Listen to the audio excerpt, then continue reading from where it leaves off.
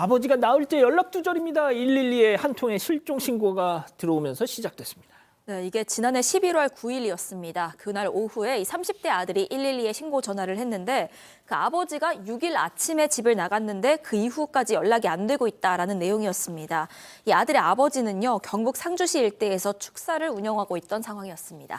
신고받고 출동한 경찰, 아버지 집을 찾아갔겠죠. 자, 주변인들 탐문을 해봤더니 세상에 실종 사건이 살인 사건으로 바뀌었습니다. 아들은 11월 6일 날 아버지가 사라졌다 이렇게 실종 신고를 했죠. 그런데 이 조사하는 경찰에게 이 축사에서 근무하는 외국인 근로자가 그날 아침에 저기 사장님이 사라진 날 그 아들을 봤는데요, 숙소에서 이런 얘기를 했고, 그리고 둘이 엄청 싸우는 소리를 들었다는 진술을 확보했습니다. 부자지간. 그럼 좀 이상하죠. 예.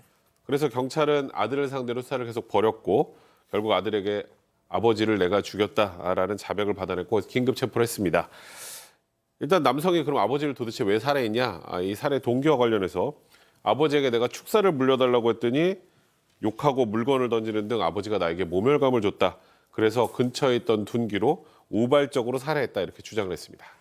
자, 일단 잡히긴 했습니다. 아버지를 살해해놓고도 거짓 신고하면서 자작극을 벌였던 이 아들. 들으신 것처럼 이 축사 물려주기로 해놓고 계속 미뤄서 그걸로 좀 싸웠다. 홧김에 이렇게 했다. 우발적 살해를 주장했는데요. 하지만 검찰의 판단은 완전 달랐습니다. 체크포인트 짚어보죠. 자, 마스크맨이 무슨 뜻일까요? 자, 검찰이 이제 목격했던 외국인 노동자를 조사하는 과정에서 또 다른 사실을 알게 됐습니다. 특히 아들이 복면을 쓰고 아버지를 살해했다라고 진술을 했던 건데 그 부분을 지금 확인하는 과정에서 아들한테 질문을 하니까 아들은 무슨 소리 하냐, 나 복면 쓴 적이 없다라고 얘기를 했는데 거짓말 탐지 조사를 해봅니다. 예. 복면을 쓰지 않았던 부분 거짓 반응으로 확인이 됐습니다. 자, 복면까지 준비했다면 우발적이라는 얘기가 사실이 아닐 가능성이 높은데, 자, 교수님 또 있었죠? 네, 그렇습니다. 검찰이 CCTV를 복원해 보니까 범행 당시에 그 숙소에서 불빛이 조금도 나오지 않았다는 겁니다. 우리가 집에 들어가면 당연히 집인데 불부터 켜잖아요. 아버지하고 얘기를 하려고 하든지 뭐든. 근데 범행이 있었던 그날 이제 불빛이 전혀 나오지 않은 상태에서 그런 범행이 있었다는 건 계획적이라는 것을 드러내주는 거잖아요. 이렇게 여러 가지로 계획적인 살해였음을 정황을 보여주는 대목들이 있습니다. 아버지가 완전히 잠들 때까지, 불 끄고 잠들 때까지 기다렸다 살해하고 또 안매장까지 했다, 이렇게 볼 수 있는 건데요. 자, 결국 그럼 이 축사 왜 안 물려줘? 이게 과연 진짜였을까요? 그런데 이 갈등이 지금 하루 이틀 일이 아니었습니다. 이 검찰이 휴대전화 포렌식해 보니까요, 이 아들이 평소에도 축사를 빨리 증여해달라라는 걸 빌미로 아버지에게 자주 불만을 표시한 정황이 나왔습니다. 이뿐만이 아니라 이 사건 발생하기 5개월 전에는 아예 축사에서 흉기를 들고 이 소들 다 죽여버리겠다라면서 난동을 부린 적도 있었습니다. 제가 이게 사건 발생 직후에 경찰에 붙잡혀서 이 아들이란 자가 했던 얘기까지 좀 소개를 해드릴게요. 아버지가 엄마 빚을 안 갚아줘서 그걸로 다투다가 격분해서 제가 아버지를 죽였습니다. 자, 그리고 나서 조금 지나서 축사 얘기를 꺼낸 거예요. 자, 백 변호사님. 네. 야, 진짜 이런 걸 아들이라고 키웠습니다. 그러니까 사실 이거는 그냥 명백하게 완벽한 계획 범죄입니다. 그리고 동기도 그냥 단순히 축사를 증여하지 않아서 우발적으로, 이거 자체도 거짓말일 수밖에 없는 게 이 아버지하고 이 아들하고 나눴던 이 통화 내역이 디지털 포렌식 과정에서 복원이 됐습니다. 내용을 보니까 아들에게 축사를 증여하겠다는 의사를 명백하게 표시를 여러 차례 했던 겁니다.